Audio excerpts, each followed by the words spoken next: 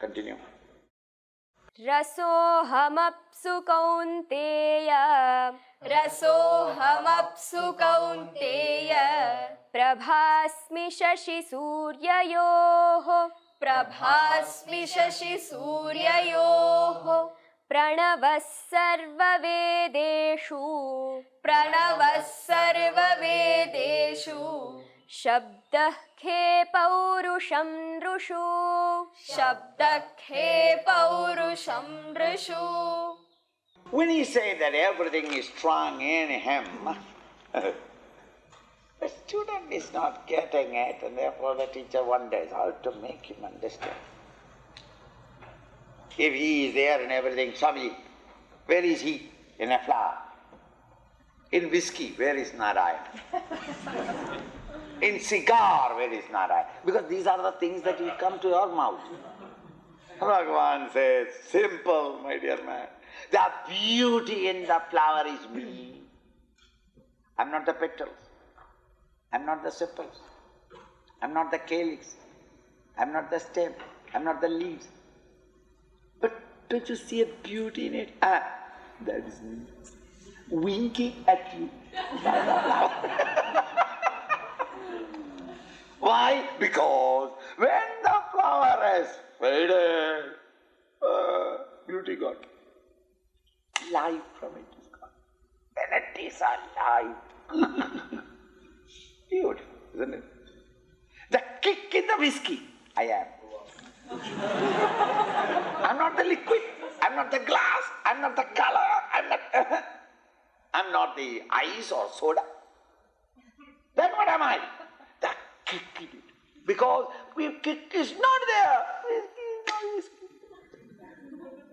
The satisfaction in the cigar.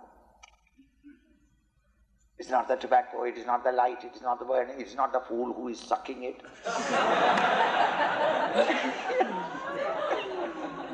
It's not the stinking smell that comes out of it. Then what is it? The satisfaction of the cigar. That is me. Thus, the flavor in the coffee.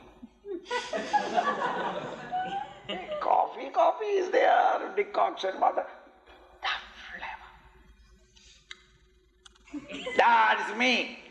Meaning, he is the soul in everything. The very heart of things. The Sanskrit word for it is dharma.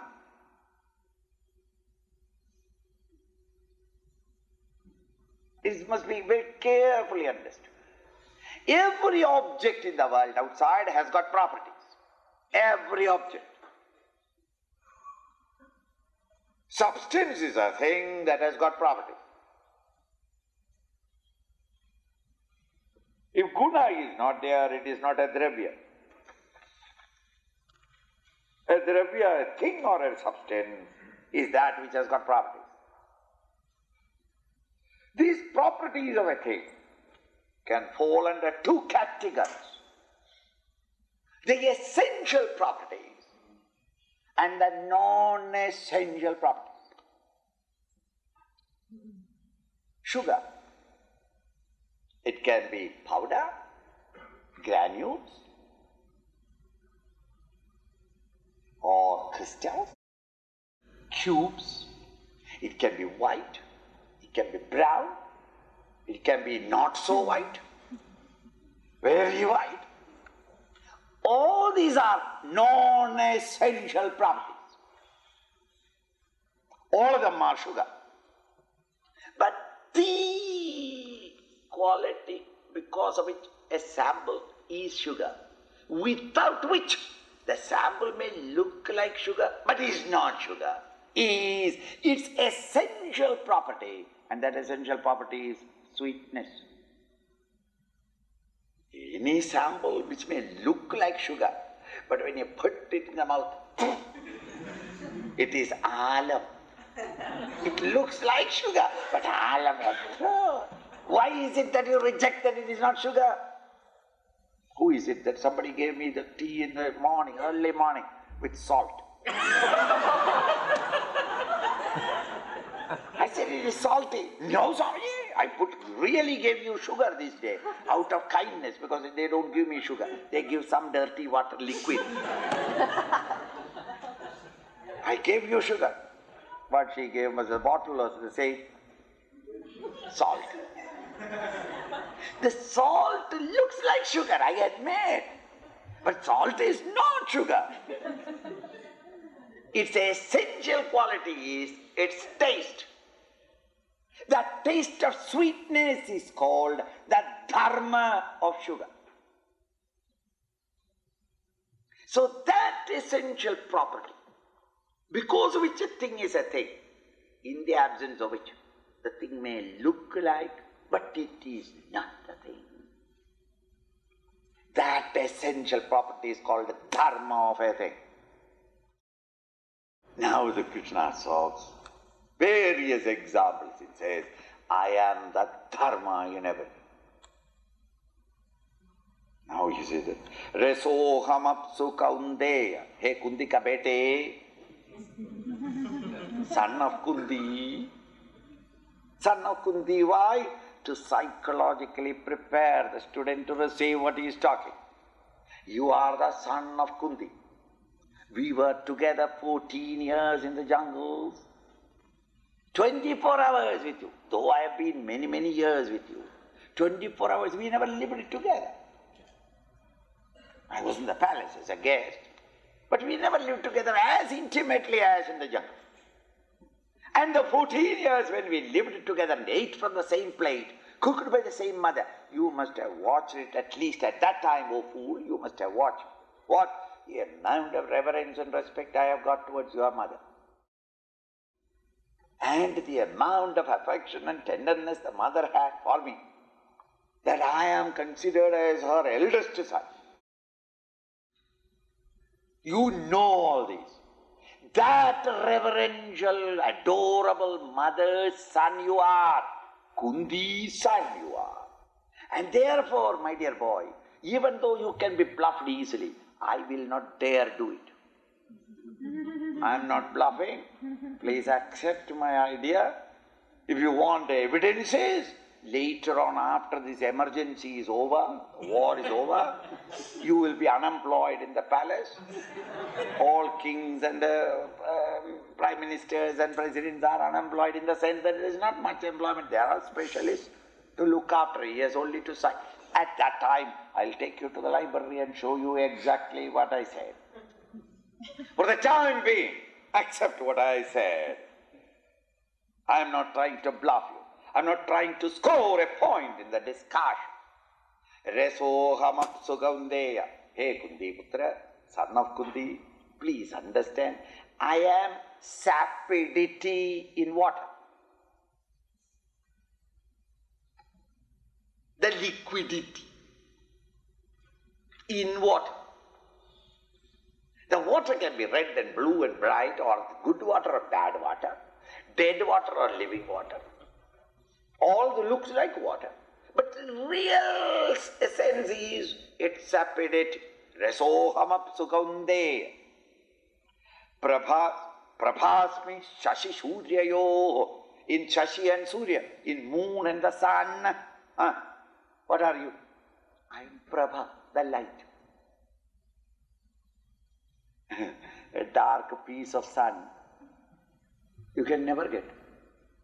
If it is a dark piece, it is not sun.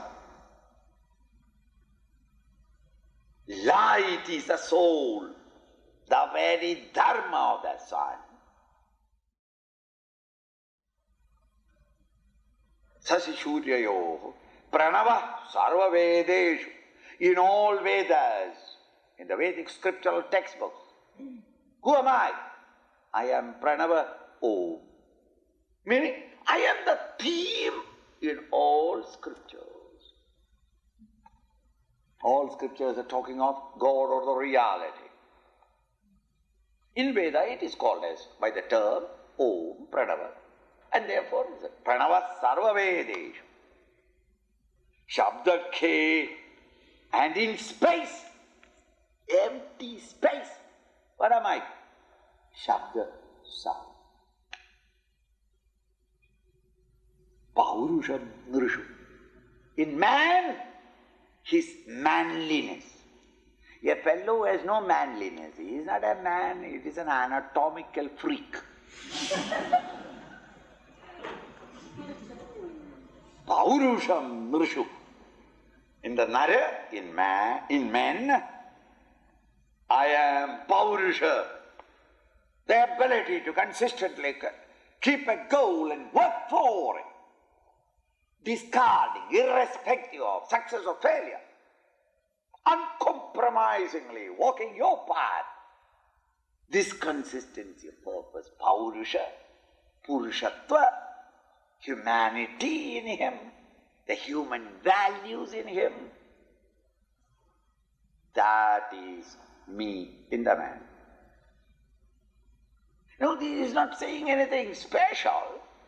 It is only saying that the essence, the real core of it. If this is not there, Paurusha is not there, he is not a man. He is an animal freak in the anatomical structure of a human being. Cultured men will have nothing to do with it. They may even call him and feed him. That we do dogs and cats, isn't it? Out of love. But you may even hug the dog, but you don't consider him as another member of the society. Similarly, not that you must reject him, but we know as an animal man, never mind. And when his animalism comes out, it is an entertainment to the cultured people. See that? How is it? Isn't it? A dog sitting like a human being. It's an entertainment. For the time being, not the whole day looking at the dog. Oh, this dog is not good.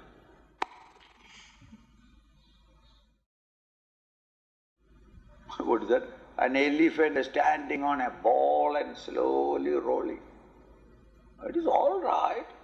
If I am in the company of my children, to entertain them, I go there and I also get excited a little. But second time, Papa, let us go today also circus. Now take mummy with you. The children would like to see at all times, again and again and again. But you can't stand it for a second time. So the Paurusha, that humanity, human nature, humane quality in man is the divine aspect. Thus this is the essential dharma of a thing, is the sparkling of this great divinity that is essentially inherent in every living being.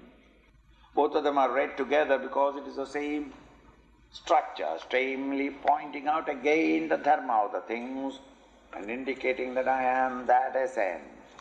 So then apply all these ideas into yourself and turn the mind's attention to this center. That which not only in me, but expand. In all the living beings, the same consciousness is the spark of life, the touch of existence, the flame of life in your bosom. By whose presence the good man is good, the vulgar is able to express their vulgarity, the criminal is able to express the criminality, the atheist expresses his atheism, the theist belief. All activities at the body, mind and intellect levels are all expressions of this one infinite self. Everything is a combination of this higher and the lower, and everything comes, exists, stays on and disappears into me alone. That is the nature of the higher. And the mind and intellect that has become contemplative turns his attention to this and try to experience it. Try to understand first and experience it. Feel it.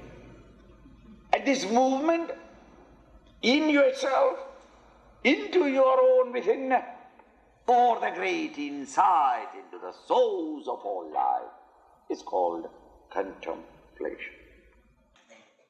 पुण्यो गन्धः पृथिव्यां च पुण्यो गन्धः पृथिव्यां च तेजश्चास्मि विभावसौ तेजश्चास्मि विभावसौ जीवनं सर्वभूतेषु जीवनं सर्वभूतेषु तपश्चास्मि तपस्विषु तपश्चास्मि तपस्विषु. Suspecting that the earlier examples may not have hit the understanding of Arjuna, he becomes a little more grosser. Because to understand the sapidity of water, what is sapidity of water? So a little more grosser. Punyo gandha pradhivyanja.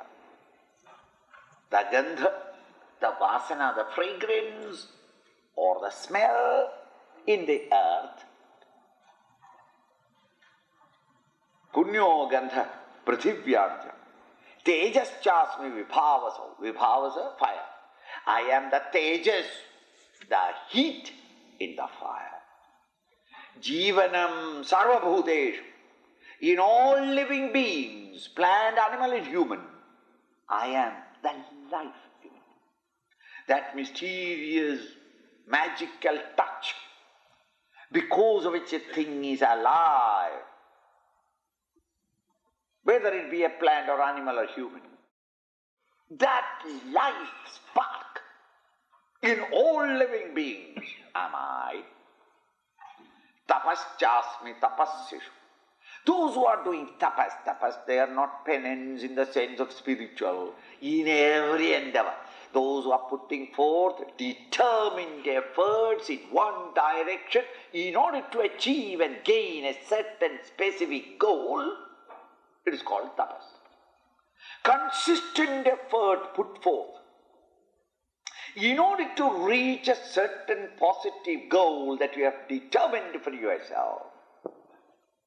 All of them are called tapas, whether you are making money or throwing money away.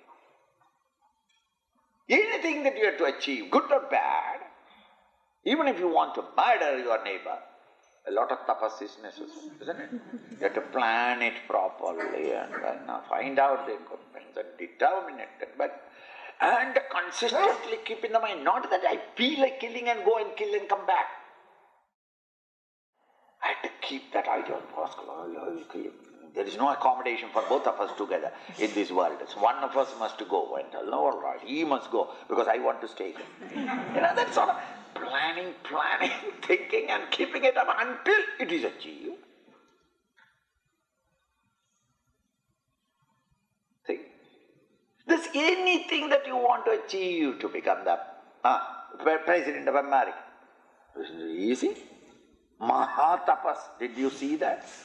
For the last 1 year, tapas. It continues. It has to. So that anything, whether political or economic or commerce or professional, your own, research, in everything you have to consistently put forth the effort. Then only you can reach it. This consistent putting forth the effort in one determined direction, in order to reach a goal that you have already willed to reach, is called tapas. Tapas in the great tapasvishu, those great men of achievement, I am their consistency of effort. In order to keep that one ideal in your intellect, in order to guide the mind's attention towards that and not allow the mind to dissipate into dissimilar thought currents, and to put forth the necessary physical effort in order to reach that goal, all these are being done only because of my grace of presence. If life were not, a dead man cannot think. A dull, stupid fellow cannot achieve anything. Not because he has no ambition to reach, But he says, I have got ambition, Swamiji, but I have not effort. Why? Because either you have got mentally, you are always dissipated in various other channels, dissimilar channels, and therefore there is no consistency of purpose, or physically you are too much of an idler that you don't want to put forth that consistent effort in it. Then you got an appointment with somebody to meet him in order to gain something for your goal, to reach your goal, you feel like sleeping. Tomorrow we'll meet, let us sleep. Thus physically you are not alert. Some people mentally you are dissimilar. Mind runs into dissimilar channels contrary to that which will be helpful for you to reach the high. Or sometimes the intellect itself is wavering that the ideal changes every Friday. I must become a businessman next time. What businessman? I'll learn computers, that is best.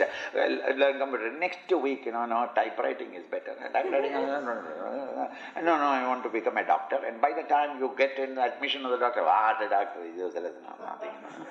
There you are. You put forth a lot of effort, honest people, really working hard. And then in the end of it, they will say that I am unlucky. Consistency is not there. Poor man cannot maintain one ideal and reach. Now, in case an individual has got the vivacity, the brilliancy, the glory of keeping one idea and putting forth, saying no to the mind to anything dissimilar, and put forth the effort, and the necessary, supported by the necessary physical exertion in order to reach that goal, but it's all coming out. These tapas, the ability to consistently strive for reaching a particular goal. Indeed, I am that vitality in all those who are strivers, those who are men of achievement. Continuing. Bijam mam sarvabhutanam. Bijam mam sarvabhutanam. Vidhi partha sanatanam. Vidhi partha sanatanam. Buddhir buddhimatamasmi. Buddhir buddhimatamasmi. Tejas tejasvinamaham. Tejas tejasvinamaham. In case Arjuna could not appreciate and understand and enter into the spirit of it in the previous set of examples given, possible. Because he is an extrovert man. He is a man of action, an army man. He knows only to act and not to contemplate. To give an idea, the man cannot think, and subtle suggestiveness about it. So then here is a little more grosser example. It is to cater to all types of people. Because Bhagavad Gītā is not written to the extremely high and subtle thinkers only, but to all types of people. Therefore, larger number of examples are being given in order to catch the channel of that particular individual's thinking ability, that level. A little more grosser. Bijamam sarvabhutana. We all know that everything in the world must have a cause, a seed. Here we are so many. Is there anyone here who has not got a cause? Every one of us have got a father. Good or bad. I can't avoid it. I may have known him, I may not have known him. It doesn't matter. I might have seen him and not seen him. Immaterial.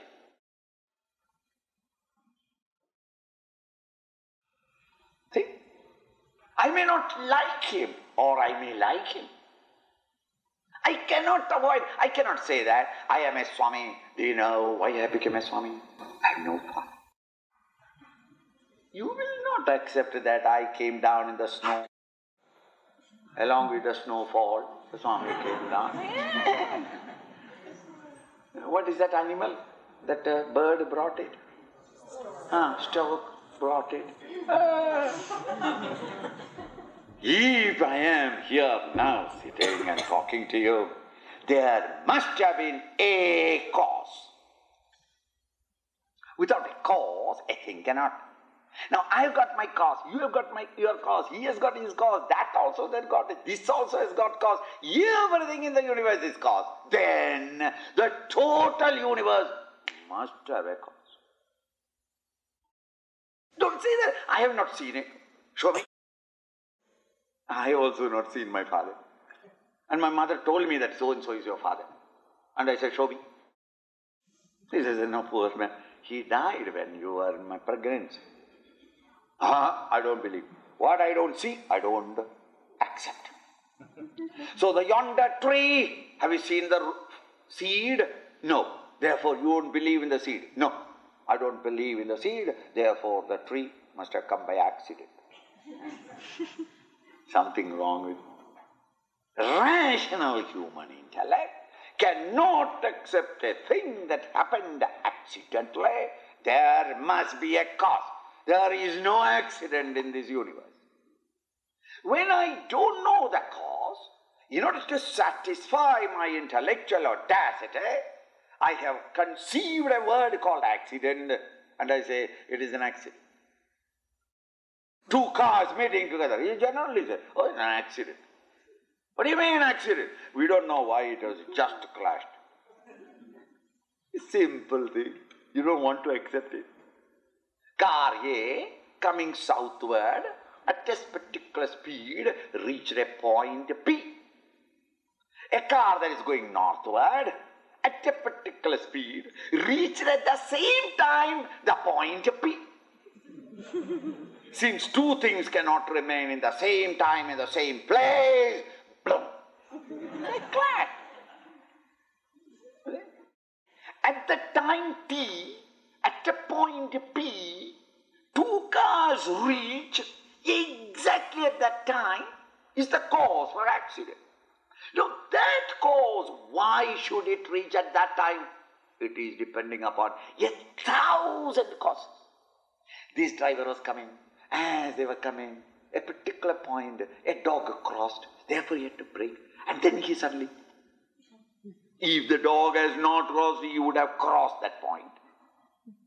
There would have been no accident. Both of them would have called each other some names and then both of them would have gone.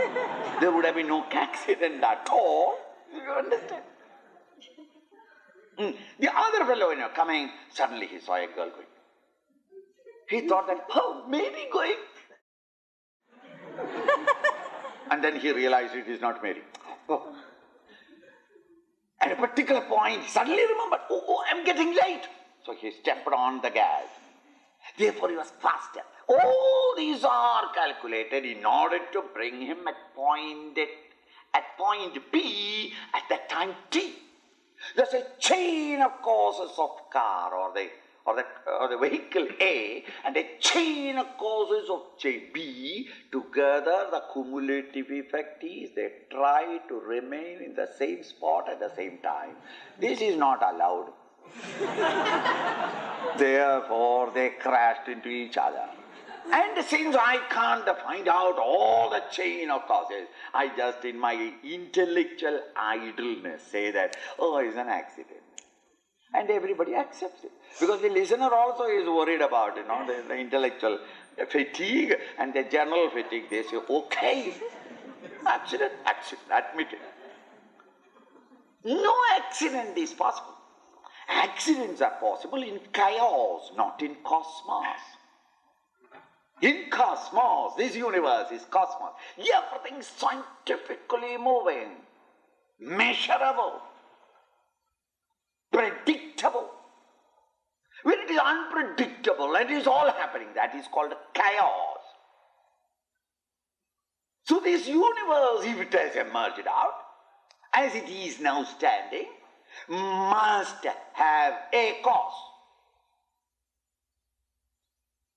Just as I've got a cause, you have got a cause, and every one of us have got a cause, all of us put together, this universe must have a cause. That cause from which the universe emerged out Religion calls it as God, philosophy calls it as truth or reality. That from which the things have emerged out, the things of plurality has emerged out, is called the cause.